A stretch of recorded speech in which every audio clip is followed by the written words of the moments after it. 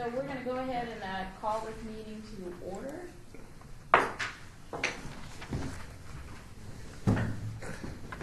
(5:32), and Jeff, who's doing the announcement for we're in compliance building? Oh, I do. We are in compliance. Right, okay. All right, and then moving down to agenda item number 3. We just have to do roll call. Anybody here for public comment? Chair Neal, we just have to do roll call. Okay. Sorry. All right. Sorry. Chair Neal. Yes, here. Vice Chair Barlow. Excused. Treasurer Young. Excused. Member Atkinson. Excused. Member Brune. Member Brune. Oh, we lost the connection. I think I could hear it, but the speaker slow. Member Brune, are you there?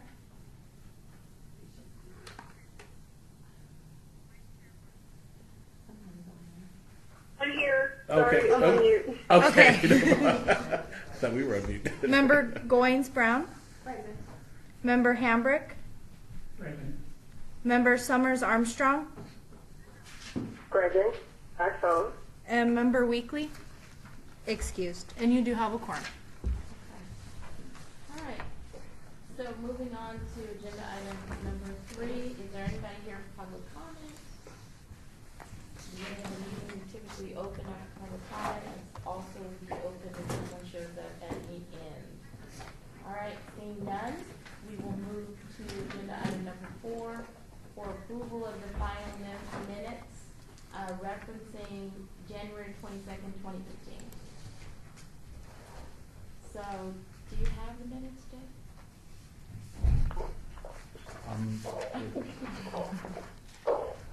Chair Neal, I don't have them in front of me. I have a copy in front of me handy, but they were distributed with the agenda for the meeting. If you want, Madam Chair, you can obey this to the next meeting and approve them then, if you'd like. So I'll make a motion to obey it until the next meeting then. And at that time, Jeff can get you all the meeting minutes again. Okay. Oop, just didn't take a minute real quick. Oh, It's been moved and seconded. it's been moved and seconded by Councilwoman Goins Brown.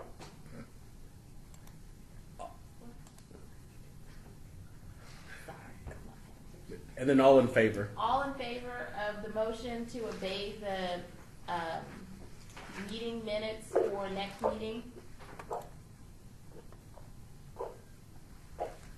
I'm losing you all. Oh. Let me see. Heading in and out. She walking? Chandra, can you hear us? Okay, that's better. Can you hear? Okay. There was a You motion. cut out with the motion, so I don't know if you actually voted to take a motion. It was a motion to obey the minutes until the next meeting, the approval of the minutes till the next meeting. Okay. It's been moved and seconded, and the chairwoman asked for your votes. Okay. You want to vote now? Yes, Aye. please. Okay. Summers Armstrong. Aye. And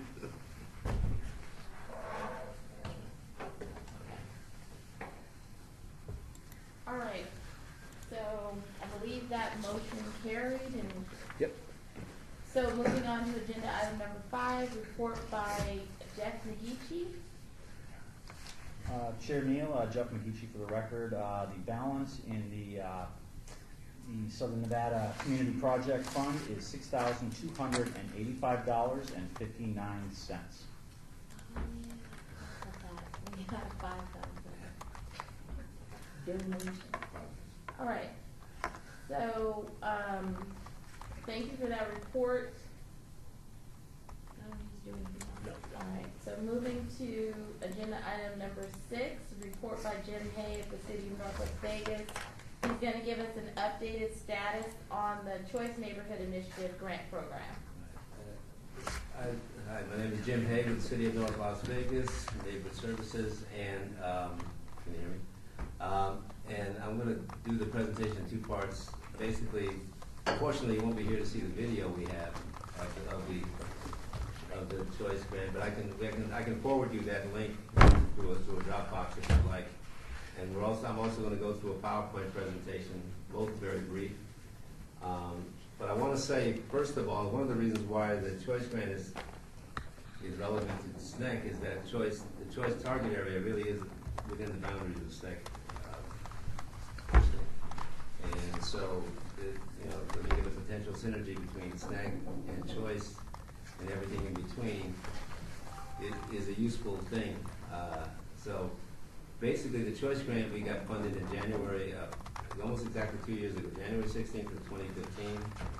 It's a 2-year planning grant to plan for what we call our choice target area. It's the 1.25 square mile area between Rose Gardens over there on the North Fifth Street all the way to Buena Vista Springs on Cary and MLK. So with that said, and again, the whole purpose of the grant is to plan for the revitalization and redevelopment of that target area. So what I'll do initially is just have the video play. It's only 4 minutes. Shouldn't take shouldn't be. Hopefully it's entertaining enough. Councilwoman going around and have to sit through it again. But, Oh, I'm fine. I'm going to see it again anyway. okay, so we did this about a little over a year ago in our first year of operation, so we've come a little way since then. Here. Yeah, but a little volume.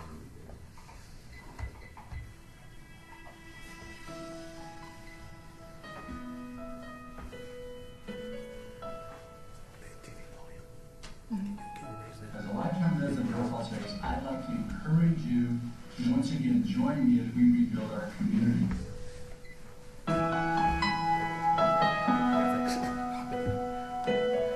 I really am excited about the name of the Choice Grant because it gives our residents in the Choice target area a choice about what they want to see planned for their community.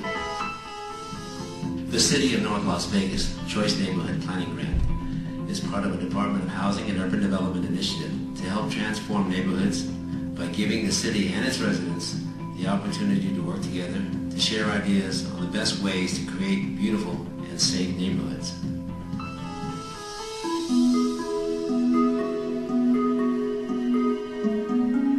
Survey is very important because it gives us feedback from the community that's essential for helping us to revitalize and improve and change the nation community. But the point of completing this survey right here is to let the officials know that there's a need in this community of North Las Vegas.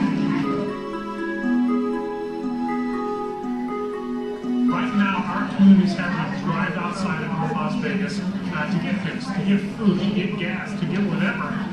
They're having to leave town, and we need to have all those services in town so you can walk someplace or ride a bicycle or, in worst case, drive. But have a nice community here so you can spend all your money on gas. Make it look better. And we as a community, if we pull together and working with the city, I think we can make that happen. The city's Choice Neighborhood Initiative is comprised of 4 main partners. The city as the lead, the Southern Nevada Regional Housing Authority as the co-lead, Nevada Partners, and Lutheran Social Services.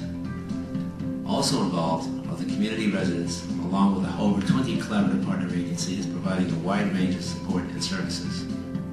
The city's Choice Neighborhood Focus Area is a 1.25 square mile area that consists of 3 primary sites: the Rose Garden Senior Housing Complex on the east, and the Buena Vista Springs vacant lots to the west, and includes the area and neighborhoods in between. Public Information Officer and the recruiter for the North Las Vegas Police Department. I look for a few things.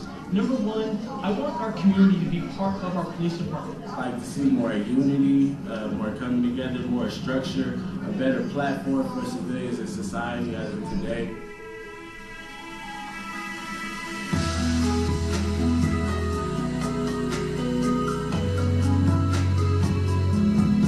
We need everyone to let us know what they want in their community. I'd like to see people in the area have better access to health care so they can be overall healthier and then able to work and contribute to their lives and loved ones and families better. The purpose of the Choice Neighborhood effort is to work with the community to jointly develop a transformation plan for the Choice target area that will attract private and public investments and resources to transform neighborhoods by revitalizing severely distressed public and or assisted housing and leveraging investments in well-functioning services and businesses. I'm me, coming to work and doing what I can to help out the city of Las Vegas, it's not just a job, it's definitely, it's down to the core of who I am. We need your help. We need your participation. Please join us as we rebuild North Las Vegas.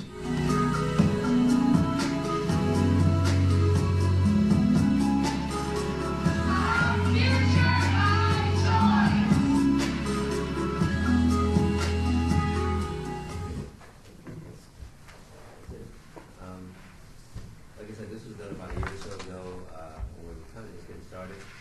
And since then, we've come a little ways. I also provided a PowerPoint, which I can, if there are no questions, I can go through relatively quickly to give you an idea of where we're at. As I mentioned, we got the grant funded in January. We applied for it in August of 2014, got funded in January of 2015. It's a 2-year planning grant to develop what's called the transformation plan for that choice target area that you saw on the map. We are right at that 2-year phase, 2-year stage, 2-year endpoint. January 15th of this year is when our plan is due. So between now and a couple of days from now, we have to finish the plan to get it done. That plan is pretty comprehensive. I'll go through some of the things we go through in the plan now, quickly in this PowerPoint. The Choice Neighborhood Initiative is to work, the first PowerPoint with community building, develop a transformation plan for the target area to attract private and public investments, as we said in the video. And one of the key landmarks of the Choice Grant is that in order to qualify, we had to get a public housing project that was in disrepair and state of distress, and that was Rose Gardens. So I qualified the grant. We kind of enlarged the target area to include Buena Vista so that we can also work to develop the Buena Vista area. As you saw the map earlier, that's those, the green, the blue, and the kind of the orange color of the areas we're primarily focused on, and the area in between Valley View as well. When we went out and did surveys, 1,000 of them in the community, and we broke it down by subdivision. This is the roadmap we followed to make that happen. That's on very useful way to look at breaking it down communities. So the next few pages really talks about our timeline, what we did from January 2015 through June of 2016. You can see a lot of activity, meetings, outreach, getting organized, developing our initial strategy for the plan. From July 2016 to January 2017, which is now, I want to go back a minute. In there, during this first period, we did our 1,000 surveys in the community. That was door to door, online, any way we could do it, we did it. So from July 16 to now, we've been conducting urban design charrettes, getting community input about what they'd like to see in their neighborhood, securing investment and funding for resources in the target area, mainly Rose Garden and Buena Vista, having continuous feedback with the community. And one of the things we also are doing that we think is important that will last beyond the life of this planning grant is a thing we call doing while planning. So we work with the community to develop these projects that will have a life after the planning grant. And I'll talk a little bit about that in a minute. Because there's no point in having a planning grant to bring everybody together and go through all this great stuff, visioning, ideas, planning, and then have a drop at the end of 2 years. That just doesn't really make sense. So the priority areas we used in our plan, I won't go through them in any great detail. You have them, you can see it.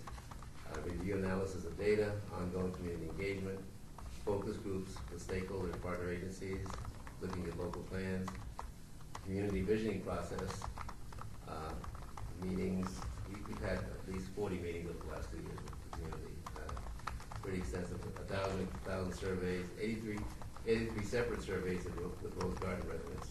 Rose Garden is a development with 120 unit senior development in the Rose Garden area over there by the gateway to North Las Vegas. As I mentioned, at the bottom of this page, you'll see what we call our doing while planning activities, which we think have a lot of potential. One is Valley View Cleanup, which is an ongoing cleanup program to make sure that communities stay trash-free, basically, and revitalized. We started one of our home bases for doing our community engagement teams was Zion Community Church. Zion Methodist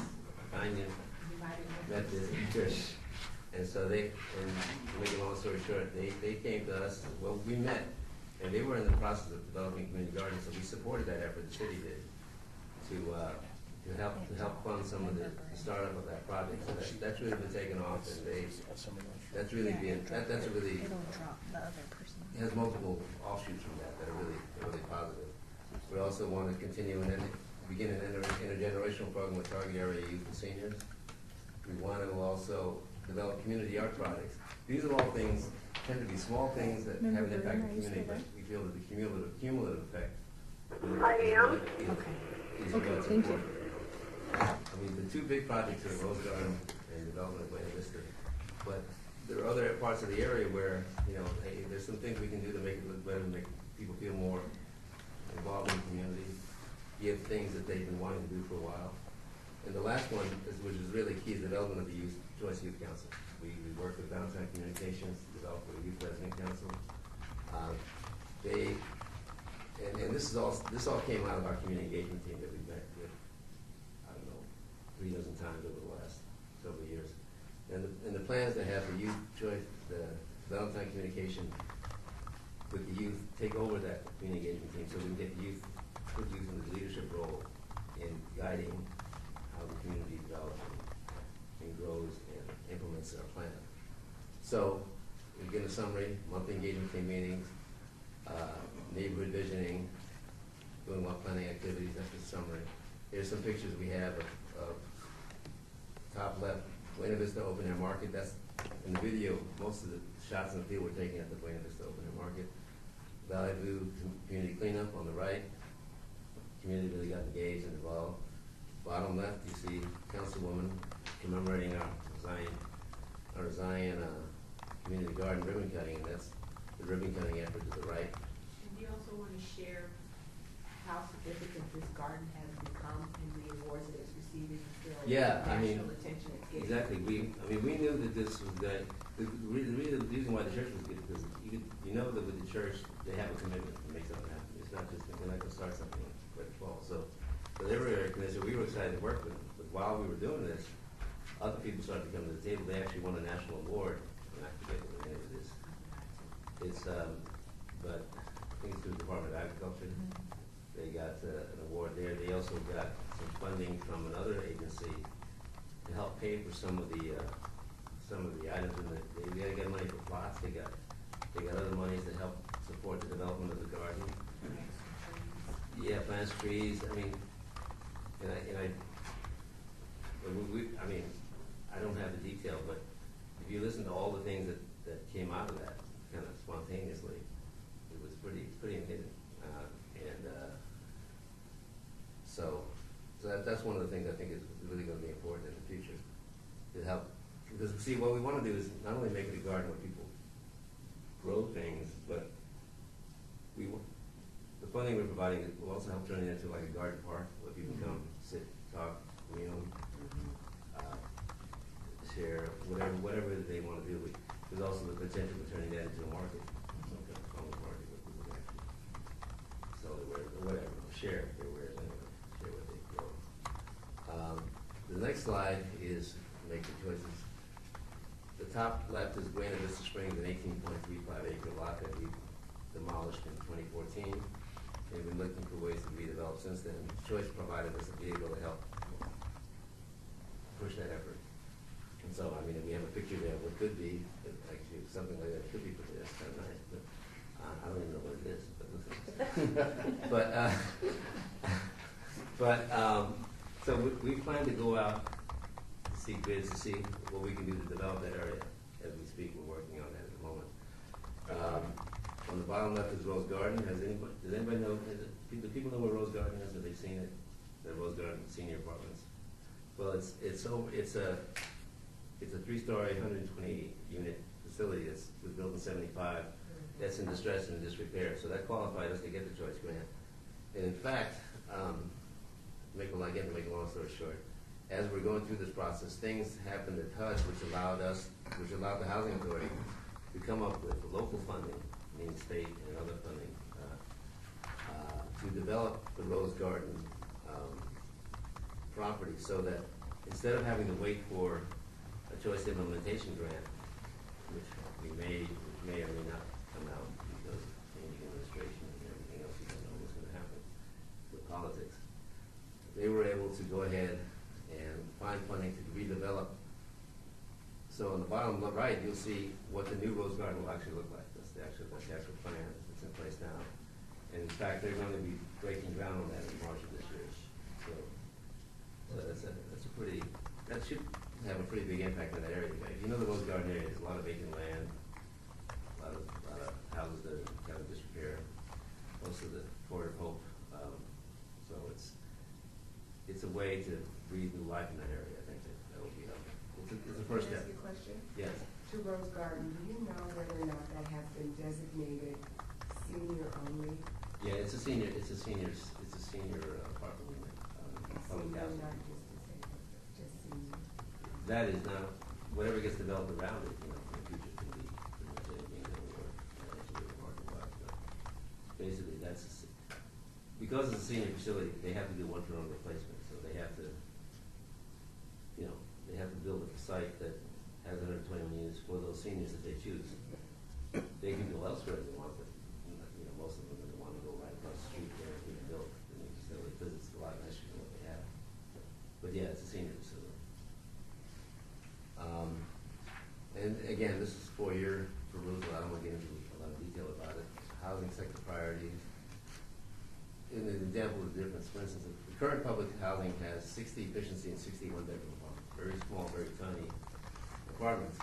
The new facility is going to have 102 one-bedroom apartments, which are a lot larger, and actually 18 two-bedroom apartments. So that's a big change for what's living in that facility. Let's see if there's any square footage involved here. And this is square footage, but the rooms are going to be a lot bigger, a lot nicer, and the whole facility is going to have a lot more amenities, up-to-date amenities. So, and the funding for that is roughly $20 million, which they have housing authority already secured. So that's why they're going to go ahead and start building this year. Actually, they're going to break ground on a new site, build it, move the people over, and then tear down the old site. So there won't be any relocation issues that's required. People sector priorities. Let me back up. The choice grant deals with 3 areas: housing, people, and neighborhood. So the housing we talked about being primarily Rose Garden.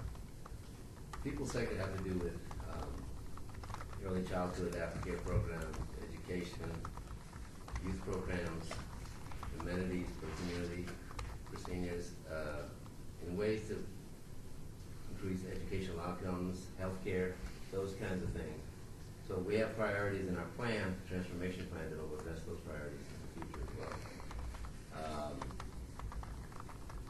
And we also have a developer partner who's working with us to help. So that hand was hired to do this. They're actually the ones that are actually doing the redevelopment of Rose Garden. They will also be the manager of Rose Garden once it gets built. There's a slide missing here too.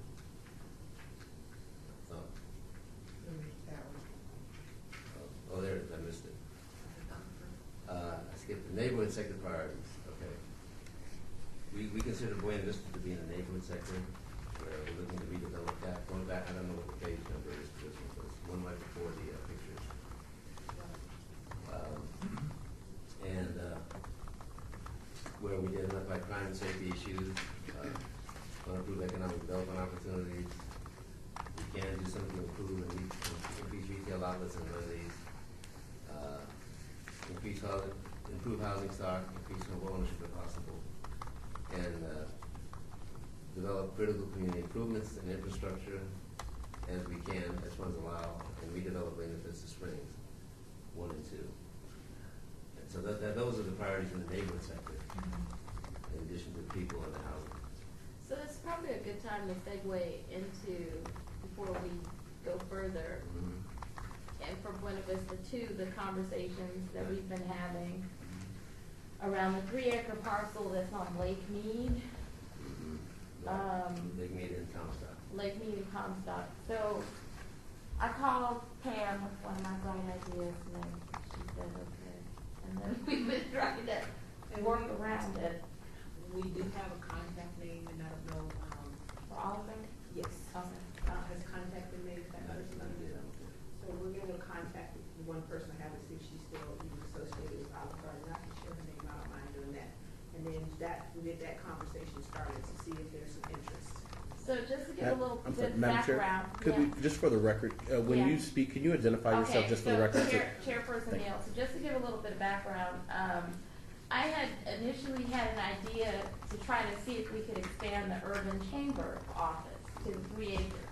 And see, that's how the conversation started, to see if somehow we could build across the street and make it large, expand the incubator and try to make it into a different kind of space. Maybe it was a light industrial space or something else, but we started looking for an anchor tenant, and then Councilman Barlow, Councilman Goins Brown, then, I brought the idea to them, and the conversation started to be around finding an anchor tenant, if that original idea was gonna go forward, which would have been FedEx.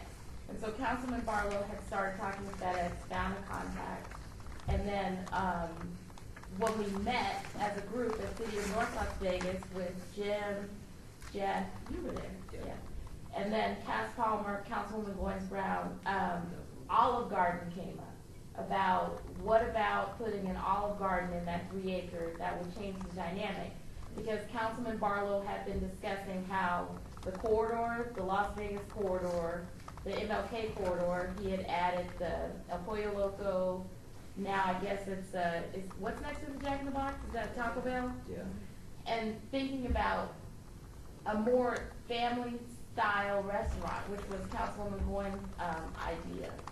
And so that's how that whole thing came about, and we're still vetting it, trying to see what's possible, but trying to see if something could happen. Because North Las Vegas owns the property, so we thought it was a good Las Vegas and North Las Vegas relationship under SNEC to see if we could move forward with that. And so that's just kind of like where we are. And one thing I wanted to bring up as well, the market study that you cited in here, I'm wondering if that market study is of value for the Olive Garden conversation that you guys have. Well, the market study that we mentioned a year ago talked about the larger site, but also talked about the small site being more suitable for single-family housing. We don't necessarily agree with that. You didn't like it? It was like, we think they didn't go far enough, so my thought is that if there's some people that come with back development ideas also will want to come do a market study of their own. They want to be able to see that if they're putting something in an area, they don't want to justify the figures themselves. So if they come with an idea, if they like it, or we can work with them on that. But the point is, I think additional study would have to be done to make sure they had opportunity. But largely, I found that most people who want to do something will come with their own figures, but they're the ones that are responsible for them. They have to pencil it out. Right? We have the land. We're not offering many of the centers. So. May I ask, this is Summers Armstrong. We're talking about the property that is directly across the restaurant. Yep.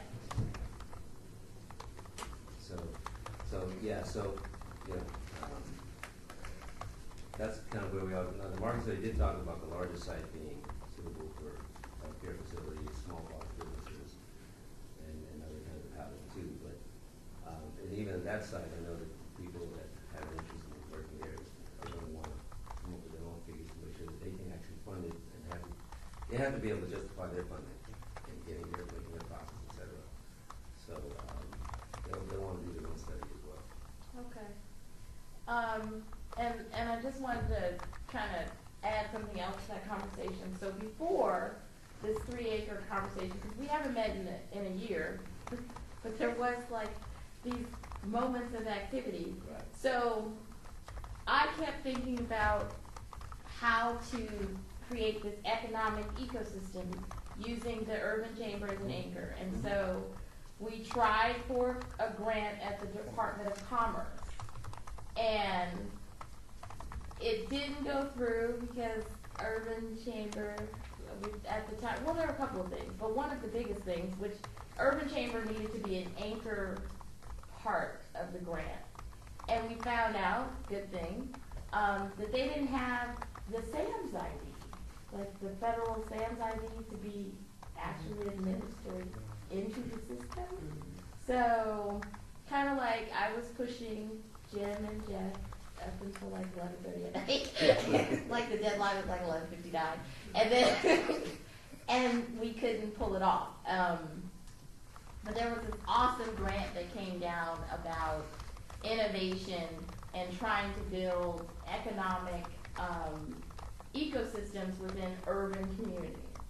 And it seemed like a perfect opportunity to try to merge SNEC, the Urban Chamber office, because of the incubator. They're like the 7th in the nation, and so we knew what kind of economic activity we had going on. And I kept trying to stay focused on how can I bring something into the SNEC area, which is that portion is still part of the kind of choice area or adjacent to it. And so, you know, effort tried, but I just wanted to bring that up because it's been a constant focus of trying to figure out what to do. It's just that we've been doing it in a small economic development committee because there was no point in bringing big issues to little issues until they were completely vetted to the whole body. So that was just a quick segue. Yeah. Into So I guess the question is, you know, where do we go from here, I guess? Yeah. Yeah, We have a plan. This is Summers Armstrong. Is there any way to combine the two concepts? With the EDA? I'm not sure where you get your money, but combine the two concepts of both having your urban chamber as an anchor tenant, but also having an adjacent business that could also feed the traffic. I'm looking at your picture of what Buena Vista could be, and that doesn't necessarily have to be strictly residential. No. It could be a combination thereof, couldn't it? Yeah, absolutely. It's pretty wide open to for instance, when we had the initial discussion with FedEx, my recollection of that discussion is that FedEx had actually looked at the site. They did. And determined that it was something that they thought could be viable for them. Yeah. So that's what I remember other companies coming with their own studies and saying, hey, this is a site we can use because of our, what do you call it, our market. Reach. But they just kind of, the discussion, they just kind of stalled. It stalled, but it's not gone. It's just that we had some interference, obstacles in regards with Councilman Barlow, but he's still engaged. Right. We just have to restart the conversation. So to your point, I mean, could be. I mean, if Olive Garden decides to take one portion of that site and FedEx takes another portion, and they agree to it, and it makes sense market-wise, business-wise, why not? You know, it's just, but we're going to depend on people with investment dollars. Because here's the thing that I've been trying to do and not very successfully. I've been trying to figure out big picture how to take our EDA, established EDA designation, and then layer it with everything on top. So one of the other meetings that we had that kind of segues back into that, getting in the North Las Vegas business, I met this banker who sat on a board of a bank named Scott Syfax. He had Nehemiah Ministries, and he literally, all he does is develop parcels like this. Like he takes undeveloped land and he has a track record of creating something out of nothing. And so we had a conversation with him, we had a conference call, and he had suggested, because he was trying to figure out how do we build the funding mechanism. EDA, we know we can get planning grant, but we hadn't come up with a viable project at all. Like we have ideas, but not a viable project that we could throw to EDA. So Scott Syfax said, why don't you guys try to become a CDFI, right? Then I talked to Councilman Barlow. He thought it was a great idea. meaning Community Development Finance Institute. So he thought that was like a really good idea to try to see if that could be merged under SNEC. And then there were some issues because we have one seat advised, minority owned, which is Ernest Fountain. And then I think he moved away. I don't know. Anyway. And so I was structurally trying to figure out how do we make that work under this group. And that's still an idea, but it really requires, it is a City of Las Vegas specific activity and conversation because they're the ones who actually have it, and according to Councilman Barlow, didn't want to continue to manage their particular CPF lives. But that's just where the conversation went. And so I'm just kind of filling in these segments, the conversations that happened around the time that all of this was taking place. Just because it just seems that I need to make sure that everybody knows like what was happening while this whole choice thing was happening. I kept trying to figure out how to insert SNCC, how to come up with different ways to layer the cake and figure out what we could do. So that's like the short background. This is Summers Armstrong again. What would be the most powerful vehicle? The single most powerful vehicle for us. The EDA is not jumping off, right? It's not. Well, it can. We need a project. We need a viable, other than choice, a viable project within the SNCC that we're saying this is a good project for you to get engaged with. This is Jim Hay speaking. The project that falls in line with the SNEC goals and objectives, right? Right. So whatever, there's a list of goals and objectives in the SNEC plan. So any one of those projects, if there's a viable way to make them happen, would be eligible to come in. You know what I mean? And chicken and egg, which comes first? I don't know. Right. You know, it's like you kind of have to come together. You have to come up together, but you do need the concept. You need a plan, and you're needing some partners to help you with that. Right. Which is why Scott's IFAX, which is why the whole idea about the 3 acre even popped up in my head to begin with, because I kept calling Jeff saying, how do we use the EDA designation? How do we get the planning money? And then how do we layer it? Because we have all of these really great things happening. They're just not cohesive yet. I think they're going to be, but that's how it started. And that's why this 3 acre conversation came up. But I had to, talk to Councilwoman Goins Brown, and she had to agree, because they own it, to even start the conversation around it, which is where we are now. So.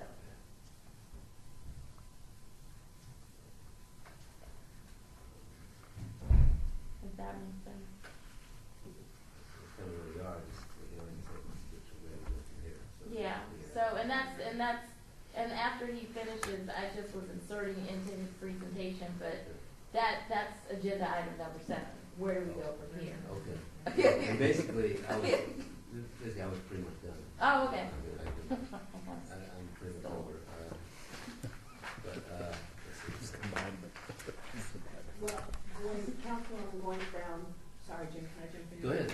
Another conversation that has come around is the corner piece parcel there on Cary and Martin Luther King. What to do, that can be part of our next steps as well. I don't know how that fits into this whole puzzle, but the question is, do you leave the corner store there? Or the car wash and the gas station? Yeah. And so conversations have started to happen because I know the car wash is willing to sell. Not sure about the gas station yet. Talked with the gentleman, Mr. Smith, the first name is Greg, about helping out with pursuing that project to see what's going to be, and it's all like what's going to happen next with that project to see where we're going to move that as well. So with that said, if that were to happen, let's say both took that same gas station and turned it into like what, a Murphy's Oil or another name brand, I think that would be great for that corner. And combine that with the car wash, or they both go, or one stays and one doesn't. So those are the conversations that we've been having over the last couple of weeks. Oh, okay. So, Chairperson Neal, so that wrapping up agenda item number 6, and thank you so much for that discussion. Moving on to agenda item number 7, which is discussion for possible action, selection and identification of projects. So, kind of backtracking to make the conversation flow and logical. The 3 acres on Lake Mead is the conversation that we've been having about the site. The issues are funding, what's our strategy around how we layer the cake, because we are trying to use the designations to help sell the project to someone. Councilwoman Goins just brought up the corner acre piece, and I had pretty much decided I was leaving the 18 acres alone. It's clear that it's mixed use. It is within the SNEC area, but it is something that is near and dear to the city of North Las Vegas, so I decided to mind my own business and stop coming up with ideas. That's the short end. Kind of how we And just from a Summers Armstrong, just from a novice point of view, wouldn't we be able to leverage viability if we were able to get a smaller project or two done first, and then be able to go to the larger one and say that we have a track record? Yeah, that's why the 3 acres came up, and the partnership between Las Vegas, because the city of Las Vegas has already run utilities under the ground.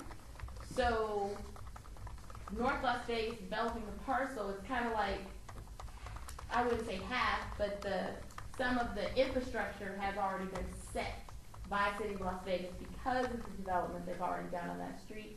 And so that's why we thought, wow, this would be a really great opportunity, and this would be a good win. But it was about deciding, is this an expansion of Urban Chamber with an anchor tenant of FedEx? And having, you know, the businesses in there, the idea was to utilize the FedEx Center for their businesses, right? So it was an automatic client that's in that space.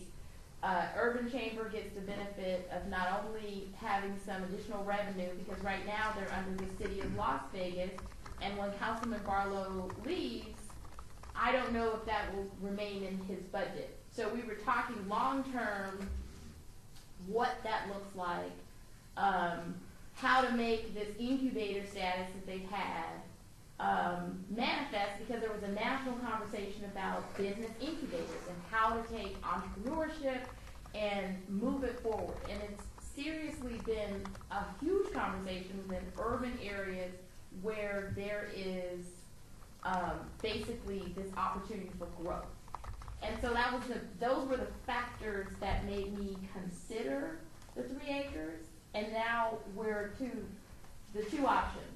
That and then Olive Garden as a sit-down restaurant, because when we look around, there are no sit-down restaurants in the area.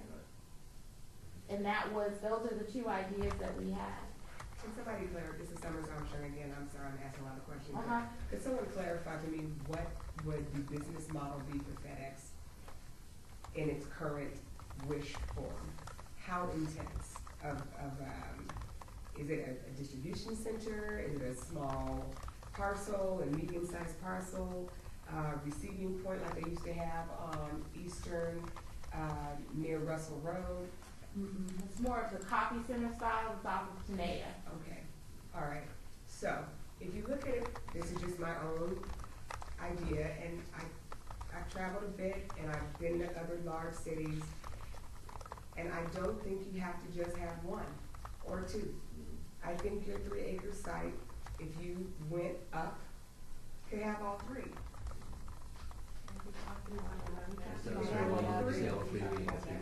You could have all 3 uses. You have, to me, and I'm not the planner, but you know, my mindset's thinking, the urban chamber can be on the second floor, and you can have your sit-down restaurant. It doesn't have to be a huge one. It could be something a bit smaller, which then would even make it look more. If you go to the one on Decatur, we were just there for an activity for our son who plays tennis at Western. Their huge parking lot always looks empty because it's a huge parking lot. If you downsize the parking to a more reasonable size, it would always look busy.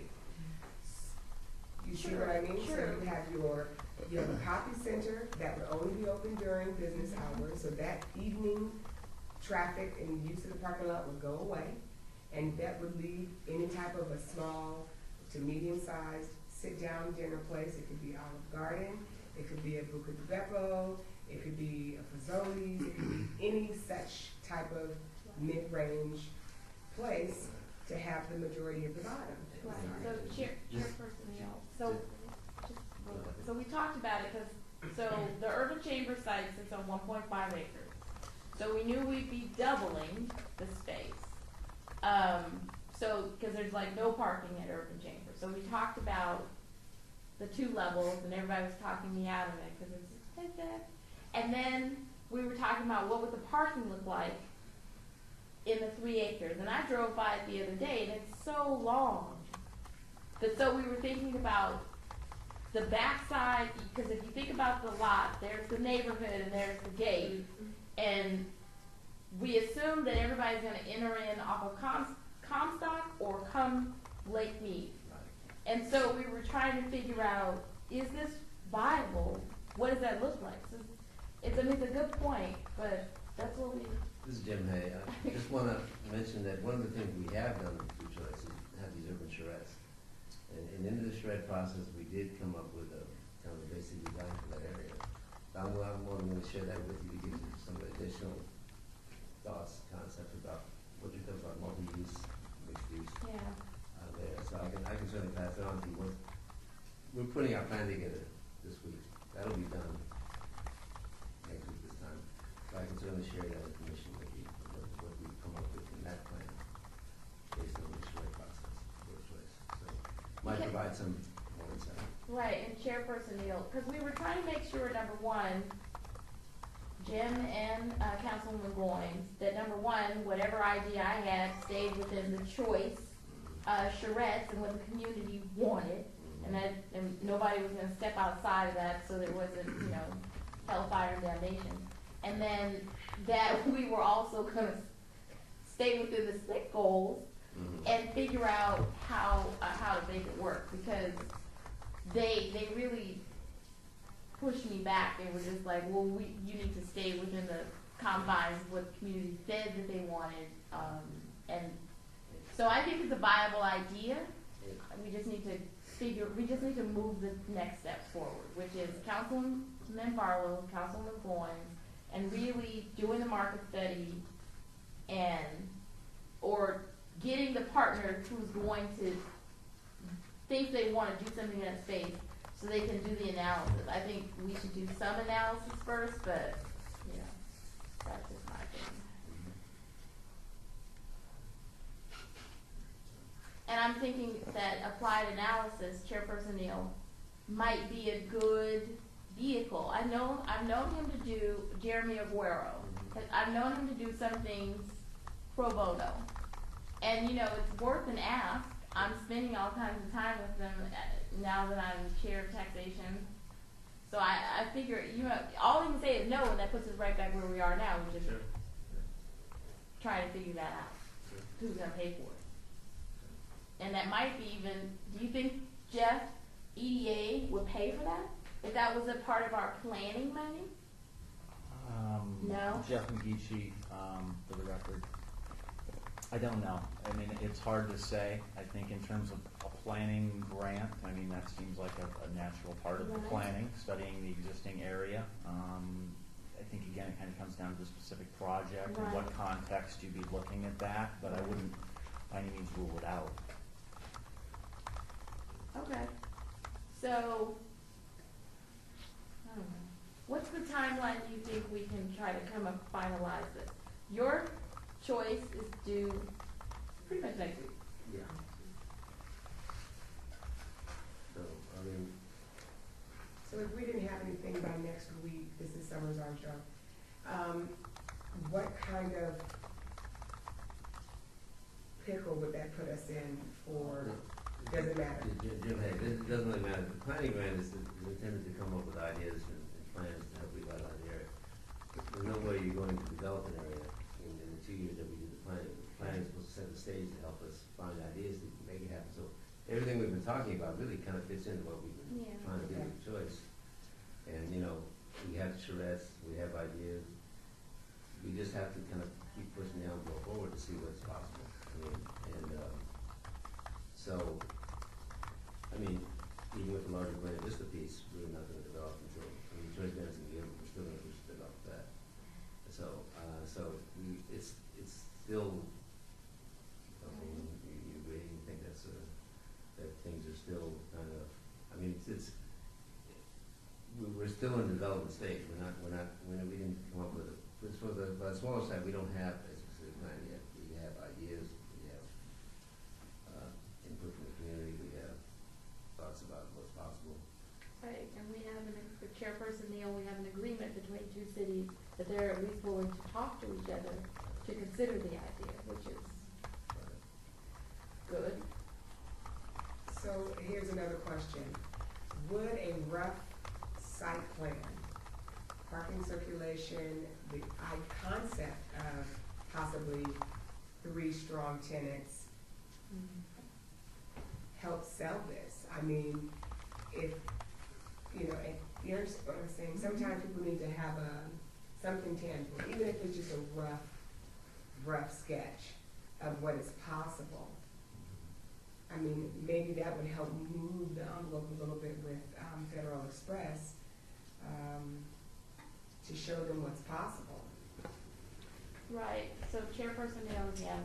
Jeff, didn't we talk about, well, I think we kind of mentioned getting the map of the area, right, the 3 acres, and then really trying to think about what that would look like. And I think because election and probably other things happened when we had our meetings, our subcommittee meetings, do you think it's possible you and Jim can sketch something out? It's just a rough idea.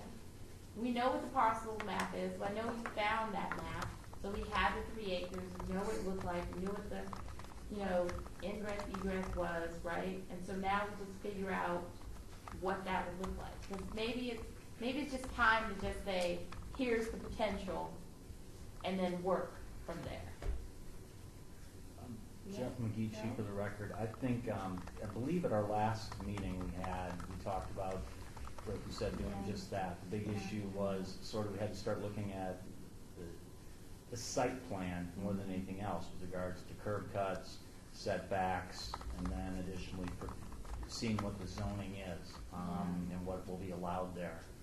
And that is, to me, the first step. And not to pass the buck, but that being said, it is within the city of North Las Vegas jurisdiction. And I think that that's really a traffic planning person, a variety of different planning staff members. Maybe they've already looked into some of that.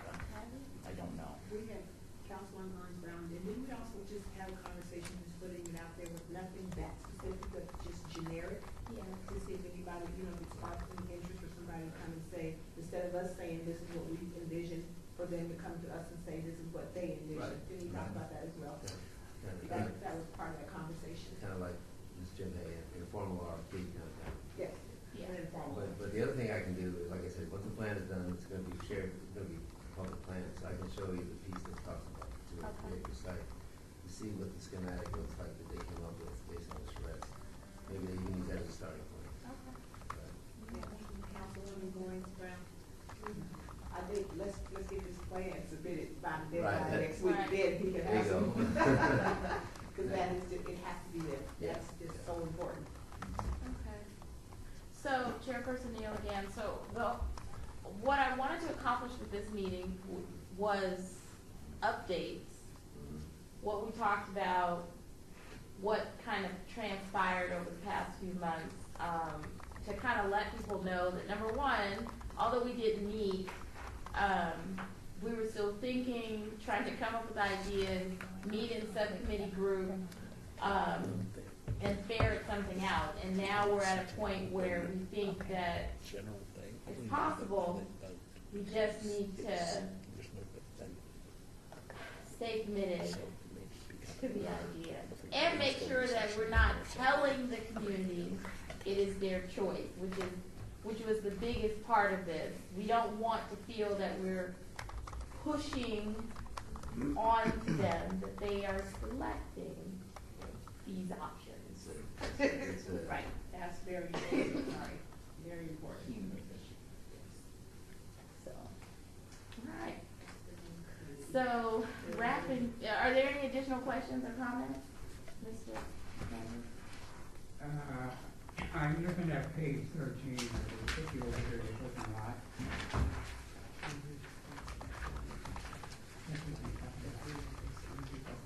I was in Hanson last week, and we were talking about, I mean, there's a very new book over there every Wednesday concerning PTSD. And they spoke about a veteran home, and they said it would be on this project, is that true? That man was cleared away from. Jim, is there going to be The 18-acre land? Oh. Or the, is there going to be a veteran home? Councilwoman Gordon Brown, that was a conversation very on the early onset of when these apartments were demoed. There were all kinds of conversations circulating around. I remember that was one of them, but I think the city did not want that. You didn't want that? No. Not as what the conversation would be like, and what they said it would be and what it was going to be did not have to be the same thing. It was going to turn out to be something else. I mean, the community wasn't very receptive to having that type of, after just getting rid of the crime-ridden areas and so on, the community around it wasn't too keen on having that to kind of resurface again without it actually being, if that makes sense. That's what the fear was. Thank you. Okay, any additional comments regarding agenda item number 7? Okay. And since there wasn't a definitive plan, I mean, to put together, it's kind of almost like a brainstorming session. I don't think you can really do a vote on that unless you, okay. So moving to agenda item number 8, we're back at citizen participation and public comment. Is there anyone there for public comment? Seeing none, we will move to a motion for adjournment. So moved. All right, seconded. Do I need a second? You don't. I don't. You're good. So